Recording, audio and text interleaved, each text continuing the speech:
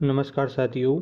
आज हम एनटीपीसी और आरपीएफ एसआई में जो एग्ज़ाम में महत्वपूर्ण क्वेश्चन आने वाले हैं उन पर चर्चा करेंगे। तो दोस्तों, आज का देखिए हमारा पहला क्वेश्चन है। देखिए पहला क्वेश्चन क्या है, पोंगल एक फसल देश को समर्पित है।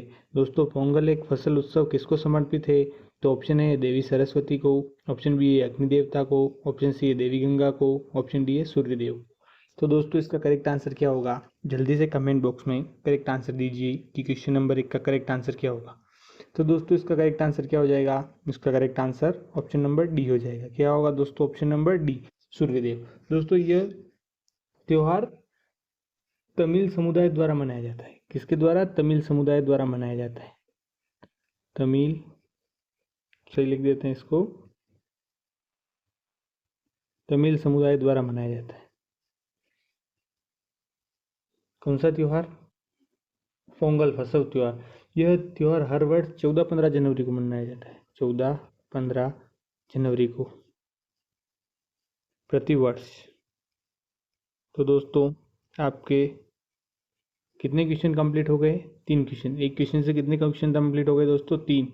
एक तो 14-15 जनवरी को प्रतिवर्ष मनाया जाता है ये पोंगल उत्सव, और तमिल समुदाय द्वारा मनाया जाता है, और सूर्यदेव को समर्पित है। कौन सा ये फसल उत्सव किसको समर्पित है? तो सूर्यदेव को समर्पित है। ठीक है, इसी के साथ बढ़ते हैं अगले क्वेश्चन की ओर। देखिए अगला क्वेश्चन, क्वेश्चन नंबर 2 क्या कह रहा है?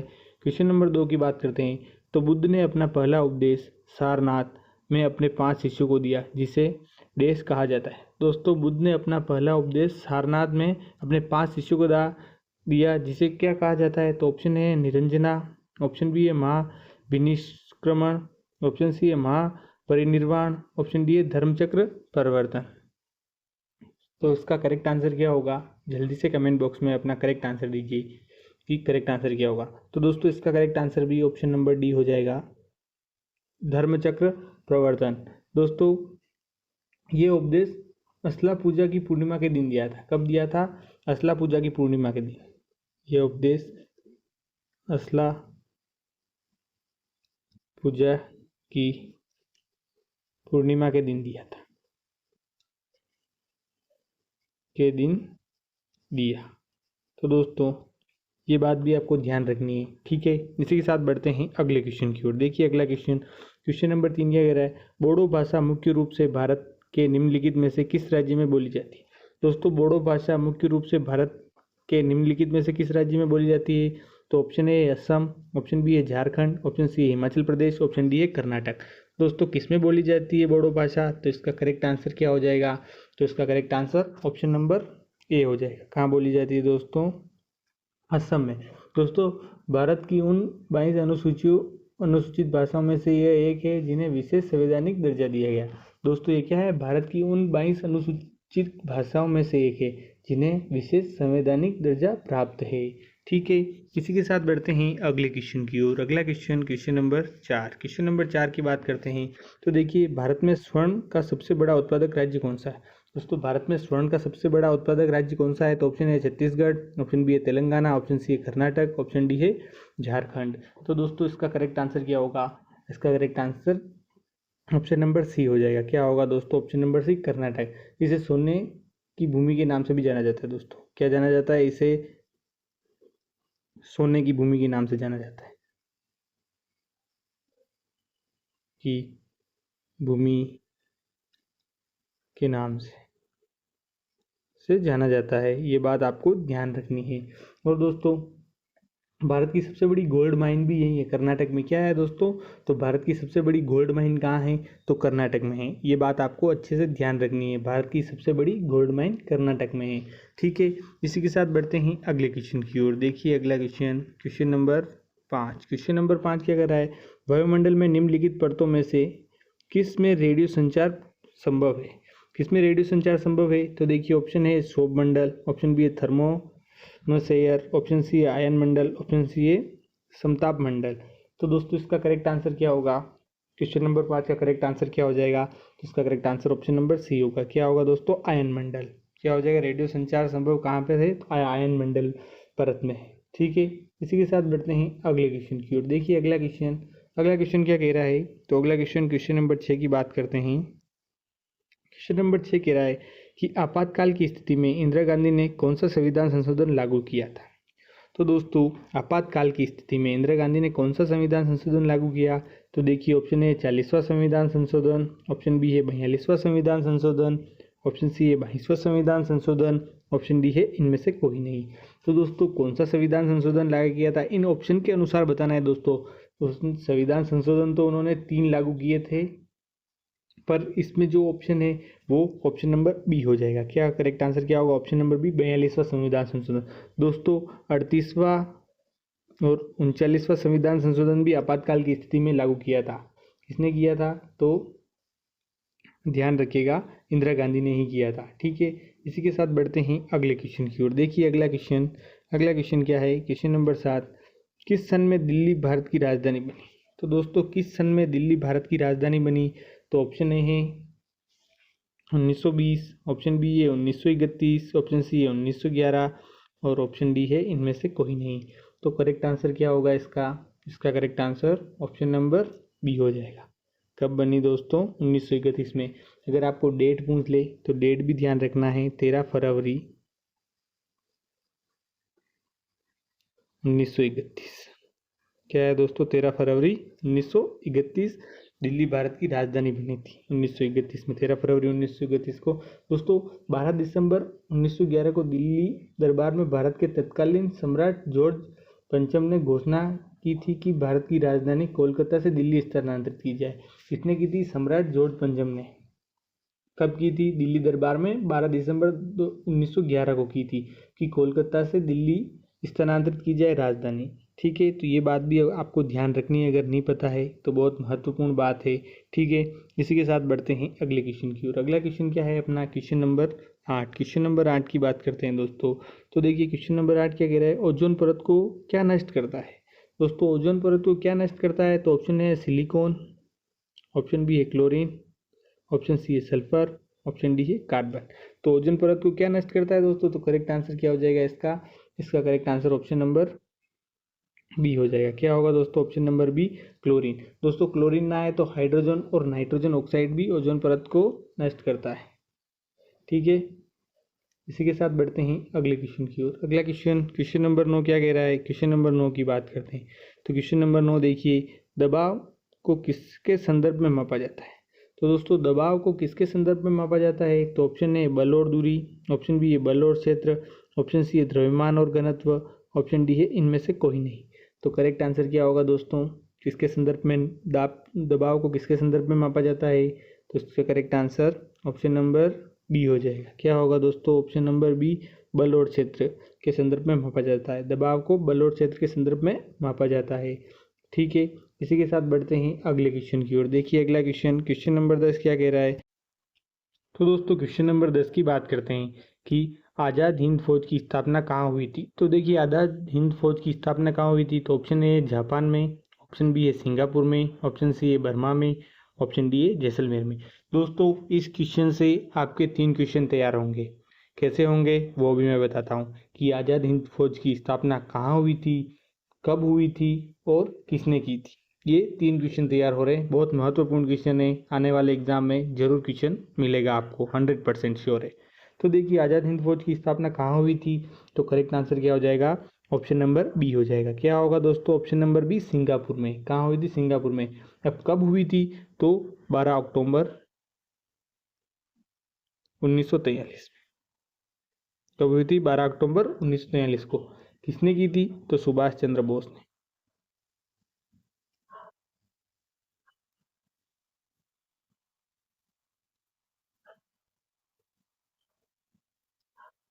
सुभाष चंद्र बोस ने की थी। ठीक है, ये 3 बातें तैयार हो गई। ये 3 बात आपको ध्यान रखनी है, बहुत ही महत्वपूर्ण है। आज़ाद हिंद फौज की स्थापना कहाँ हुई थी, तो सिंगापुर में हुई थी। कब हुई थी, तो 12 अक्टूबर 1943 को हुई। किसने की थी, तो सुभाष चंद्र बोस ने की थी। ठीक है, इसी के साथ बढ़ते हैं अगले क्वेश्चन की ओर। देखिए अगला क्वेश्चन नंबर 11 क्या कह रहा है, भारत में सबसे लंबी दूरी तय करने वाली रेल कौन सी है। तो दोस्तों भारत में सबसे लंबी दूरी तय करने वाली रेल कौन सी है, तो देखिए ऑप्शन ए राजधानी एक्सप्रेस, ऑप्शन बी है शताब्दी एक्सप्रेस, ऑप्शन सी है विवेक एक्सप्रेस, ऑप्शन डी है समझौता एक्सप्रेस। तो दोस्तों करेक्ट आंसर क्या होगा, सबसे लंबी दूरी तय करने वाली रेल कौन सी है?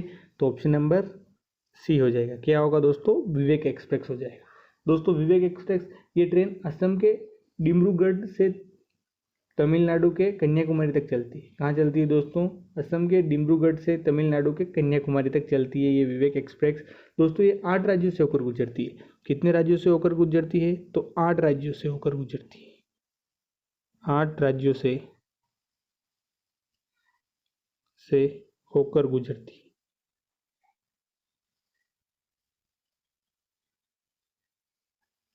ये बात ध्यान रखनी है कि यह कितने राज्यों से होकर गुजरती है। तो विवेक एक्सप्रेस 8 राज्यों से होकर गुजरती है और ये असम के डिब्रूगढ़ से तमिलनाडु के कन्याकुमारी तक चलती है। ये बात भी आपको ध्यान रखनी है, ठीक है। इसी के साथ बढ़ते हैं अगले क्वेश्चन की ओर। देखिए अगला क्वेश्चन नंबर 12 क्या कह रहा है। क्वेश्चन नंबर 12 की बात करते हैं। तो देखिए भारत के किस राज्य में रेल लाइन नहीं है?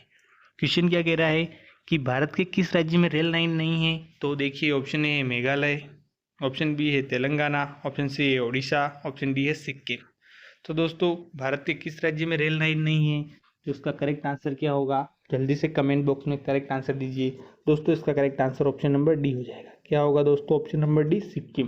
क्या करेक्ट आंसर क्या हो जाए? सिक्किम नहीं दोस्तों, ये सिक्किम करेक्ट आंसर हो जाएगा, ठीक है। ये बात आपको ध्यान रखनी है कि भारत के किस राज्य में रेल लाइन नहीं है? तो सिक्किम राज्य में नहीं है, ठीक है। इसी के साथ बढ़ते हैं अगले क्वेश्चन की ओर। Question number 13। देखिए क्वेश्चन नंबर 13 क्या कह रहा है? स्वतंत्र भारत का पहला रेल बजट किन्होंने प्रस्तुत किया था? तो दोस्तों स्वतंत्र भारत का पहला रेल बजट किन्होंने प्रस्तुत किया था? तो option A George Stephenson, option B है अब्दुल रहीम, ऑप्शन सी है जॉन मथाई, ऑप्शन डी है जॉर्ज स्टीफेसन। तो करेक्ट आंसर क्या होगा दोस्तों? जल्दी से कमेंट बॉक्स में अपना करेक्ट आंसर दीजिए कि क्वेश्चन नंबर 13 का करेक्ट आंसर क्या होगा। स्वतंत्र भारत का पहला रेल बजट किन्होंने प्रस्तुत किया था? तो correct answer option number C हो जाएगा। क्या होगा? Option number C John Mathai. किसने किया था? जॉन मथाई ने। कब किया था? तो डेट भी ध्यान रखनी है। ये दूसरा क्वेश्चन पूछ सकते हैं कि स्वतंत्र भारत का पहला रेल बजट कब प्रस्तुत किया गया था? डेट पूछ ले तो 20 नवंबर 1947 को। कब किया? 20 नवंबर 1947। ये डेट बहुत महत्वपूर्ण है दोस्तों, आपको याद रखनी है, ठीक है। इसी के साथ बढ़ते हैं अगले क्वेश्चन की ओर। देखिए अगला क्वेश्चन क्या है। अगला क्वेश्चन अपने एक मैथ्स का क्वेश्चन है। देखिए यदि एक व्यक्ति अपनी आय का 85% खर्च करता है, कितना खर्च करता है? 85% खर्च करता है तथा 360 रुपये प्रति माह बचा लेता है। देखो 85% तो अपनी आय का वो खर्च करता है और प्रति माह 360 रुपये बचा भी लेता है, तो उसकी मासिक आय क्या है? दोस्तों उसकी मासिक आय बतानी। तो देखिए वो खर्च कितना करता है? खर्च कर रहा है 85%, तो बचत कितनी हो रही है? बचत देखते हैं, तो बचत हो रही है उसकी, माना 100 रुपये कमाता है और खर्च कितना कर रहा है? 85। तो बचत कितनी हो रही है? 15% की। कितनी हो रही है? 15। दोस्तों 15 रुपये रोज बताता है, तो उसकी कुल आय क्या होगी? देखिए 15 रुपये रोज बचाता है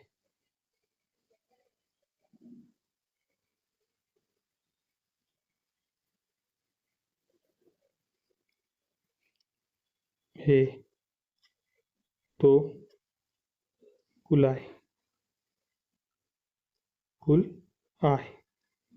तो दोस्तों कुल आय कितनी होगी? 15 रोज बचाता है, कुल आय 100 रुपये। 100 रुपये मानी कुल आय, 15 रुपये रोज बचाता है वो। तो ऐसे ही 360 रुपये प्रति माह बचाता है, तो कुल आय कितनी? तो 360 रुपये। तो ये सेम चीज बराबर कितना? 100 बटा डेली कितना? 15 बचाता है, इंटू क्या करेंगे? 360 रुपये प्रति माह। तो दोस्तों अगर इसको सोल्व करेंगे तो इसको सोल्व करने पर कितना आएगा अपने? 2400 रुपये। तो उसकी मासिक आय कितनी है? 2400 रुपये उसकी मासिक आय हो जाएगी।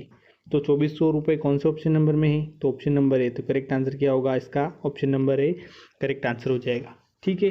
इसी के साथ बढ़ते हैं अगले क्वेश्चन की ओर। देखिए अगला क्वेश्चन क्या कह रहा है। अगला क्वेश्चन नंबर 15। देखिए क्वेश्चन नंबर 15 कह रहा है 371 प्लस 372 प्लस 373 प्लस 374 प्लस 375 किससे विभाज्य है?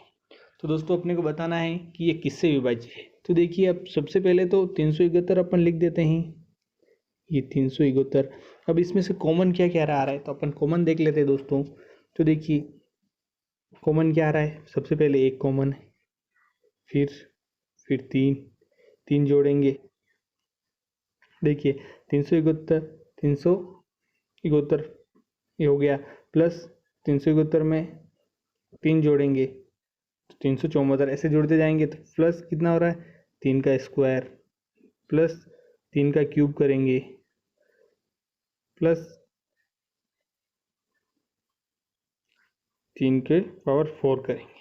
तो दोस्तों ऐसा करेंगे अपन, तो ऐसा करने पर क्या होगा, ये 371 ऐसा कैसा लिख देते हैं। अब एक का एक और तीन का तीन, तीन का स्क्वायर कितना होता है 9, तीन का क्यूब कितना होता है 27, तीन की पावर 4 कितनी होती है 81। ठीक है, ये होती है। अब अपने को दोस्तों क्या आ रहा है, 371 इंटू, इनको जोड़ेंगे तो इनको जोड़ने पर कितना आ रहा है 121, कितना आ रहा है 121। दोस्तों अब अपन इसको ऐसे भी लिख सकते हैं, 371 इंटू 11 इंटू 11, 11 इंटू 11 कितने होते हैं दोस्तों, 11 के स्क्वायर 121 होता है। तो अब अपने क्या बताना है, विभाज्य बताना है। तो देखिए व्यंजक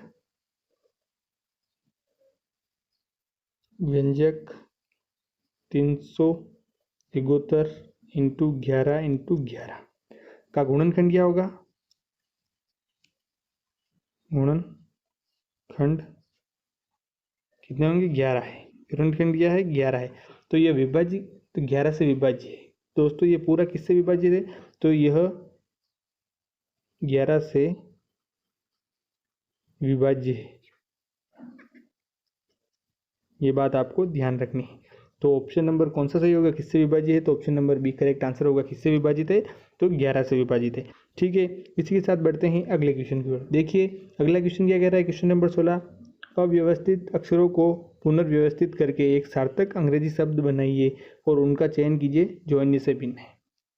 दोस्तों अव्यवस्थित अक्षरों को पुनर्व्यवस्थित करके एक अंग्रेजी का सार्थक शब्द बनाना है। तो देखिए दोस्तों HOHOT को अगर अपन बना दें तो HOOT बनता है, क्या बनता है HOOT बनता है। और इसी के साथ इसके ETRE को बनते तो ट्री बनता है, TREE, क्या बन रहा है ट्री। और OTOR को करते हैं तो रूट बनता है, क्या बनता है ROOT, रूट बन रहा है। इसी के साथ DESE को करते हैं तो सीड बन रहा है, बीज, क्या बन रहा है SEED, सीड बन रहा है।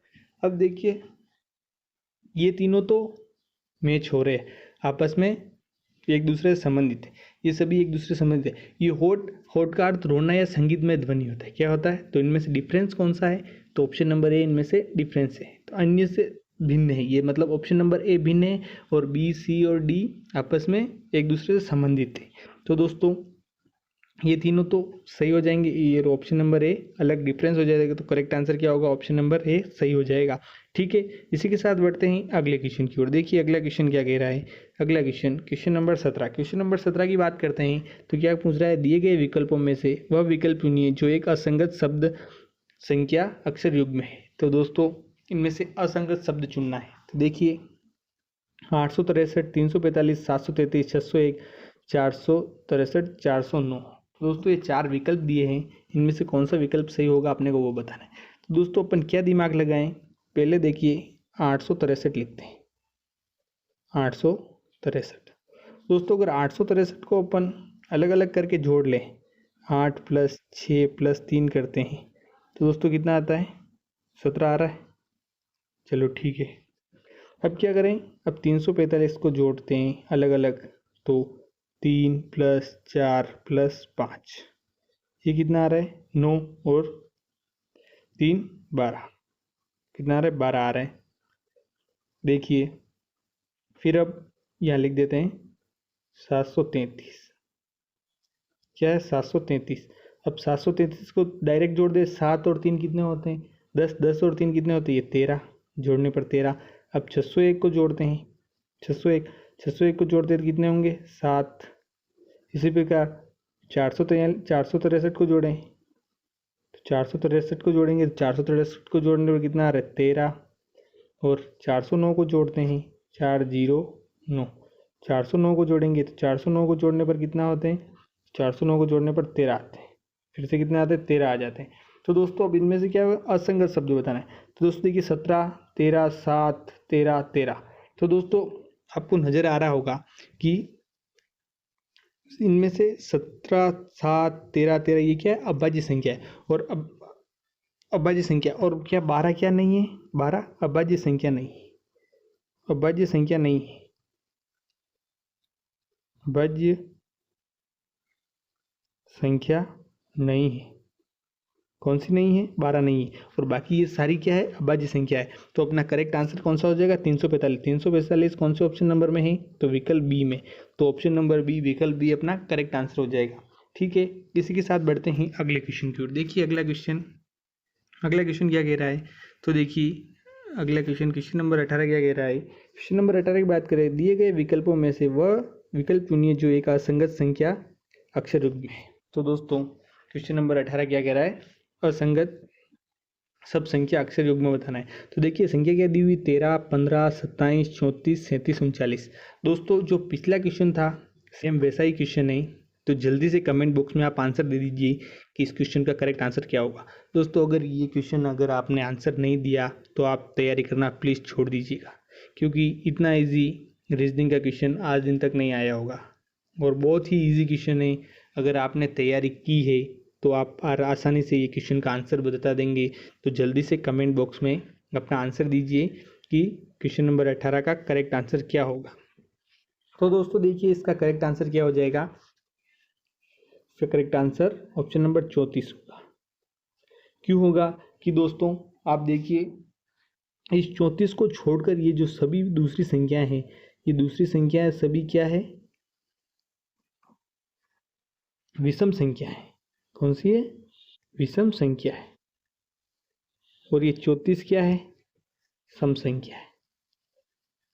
तो इनमें से अलग कौन सी है, सम संख्या एक ही है। तो 34 अपना करेक्ट आंसर होगा। तो option number D correct answer अपना हो जाएगा। तो दोस्तों कितना इजी क्वेश्चन था, कुछ भी नहीं करना था, बहुत आसान क्वेश्चन था। ठीक है, इसी के साथ बढ़ते हैं अगले क्वेश्चन की ओर। देखिए अगला क्वेश्चन नंबर 19 क्या कह रहा है। क्वेश्चन नंबर 19 की बात करते हैं। तो देखिए क्वेश्चन नंबर 19 कह रहा है, ए ने बी को 20% लाभ पर एक वस्तु बेची। कितने प्रतिशत लाभ पर बेची, ए ने बी को 20% लाभ पर, और बी ने ए को 20% हानि पर वस्तु वापस बेची। बी ने ए को वापस 20% हानि पर वस्तु बेची। तो पूरे लेन देन में क्या हुआ आपने को वो बताना है। तो दोस्तों ए का क्रय मूल्य सबसे पहले अपन मान लेते हैं, ए का क्रय मूल्य सीपी लिख देते हैं, करंट प्राइस। तो करंट 100 रुपये, कितना माना, 100 रुपये। ठीक है, बी का क्रय मूल्य कितना है, बी का क्रय मूल्य, तो बी का क्रय मूल्य बराबर 100 + 20, ये 20 जुड़ जाएंगे तो 120 डायरेक्ट लिख देते हैं, 120 रुपये।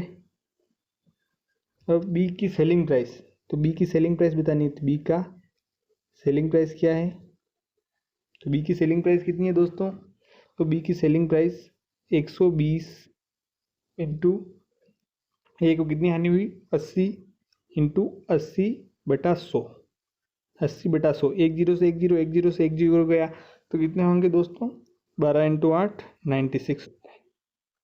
कितने होंगे, 96 रुपये। अब ए का कुल लाभ बताना है दोस्तों, क्या बताना है, ए का कुल लाभ। तो देखिए दोस्तों ए का कुल प्रॉफिट, ए का कुल प्रॉफिट कितना हो रहा है। तो देखिए ए का कुल प्रॉफिट करने के लिए ये कितना होगा, ए ने बी को कितने प्रतिशत, 20% प्लस ये 96, बी की सेलिंग प्राइस 96। तो दोस्तों कितने आएंगे, ये 4। बी की कितने हो जाएंगे, बी की सेलिंग प्राइस कितनी है, 4। बी ने ए को 20% हानि पर, ए को 20% हानि, तो दोस्तों कितने हो जाएंगे, 20 + 4 कितने हो जाएंगे, 24। तो दोस्तों क्या हुआ, ए को 24% का लाभ हुआ। तो option number C correct answer होगा, क्या होगा, ए को 24% का क्या हुआ, लाभ हुआ। ठीक है, इसी के साथ बढ़ते हैं अगले क्वेश्चन की ओर। अगला क्वेश्चन और आज का अपना अंतिम क्वेश्चन भी है, क्वेश्चन नंबर 20। देखिए क्वेश्चन नंबर 20 क्या कह रहा है, 2 रेलगाड़ियाँ एक ही समय पर 400 किलोमीटर दूरी स्थित 2 रेलवे स्टेशन से चलना शुरू करती है। दोस्तों 2 रेलगाड़ियाँ हैं, क्वेश्चन ध्यान से पढ़िएगा, सब क्वेश्चन का खेल है, बाकी बहुत आसान क्वेश्चन है। देखिए क्वेश्चन क्या कह रहा है कि दो रेलगाड़ी एक ही समय पर 400 किलोमीटर दूरी स्थित दो रेलवे स्टेशनों से चलना शुरू करती और विपरीत दिशा में जाती, दोनों विपरीत दिशा में जाती, तथा एक स्टेशन से 230 किलोमीटर की दूरी पर स्थित है तो दूसरी को पार करती, 230 किलोमीटर की दूरी पर एक दूसरे को पार करती, तो उनकी गति का अनुपात बताना है। तो दोस्तों देखिए क्या है, समान समय में क्रमशः 230 किलोमीटर एक चल रही है तो दूसरी कितनी चलेगी, तो एक चल रही है 230, तो दूसरी कितनी चलेगी दोस्तों 170, क्योंकि 40 किलोमीटर की दूरी पर स्थित है। तो ठीक है दोस्तों, क्योंकि 230 और 170 को जोड़ेंगे तो कितने 400 किलोमीटर होते हैं। तो दोस्तों एक तो 230 किलोमीटर पर, तो दूसरी कितनी होगी 170 पर होगी। दोस्तों समान दूरी के समय गति और दूरी व्युत्क्रमानुपाती होती है। तो क्या होती है, व्युत्क्रमानुपाती होती है। तो गति का अनुपात दोस्तों, इनका अनुपात निकालेंगे तो ये 0 से 0 गया, तो अपना आंसर कितना आएगा 23:17।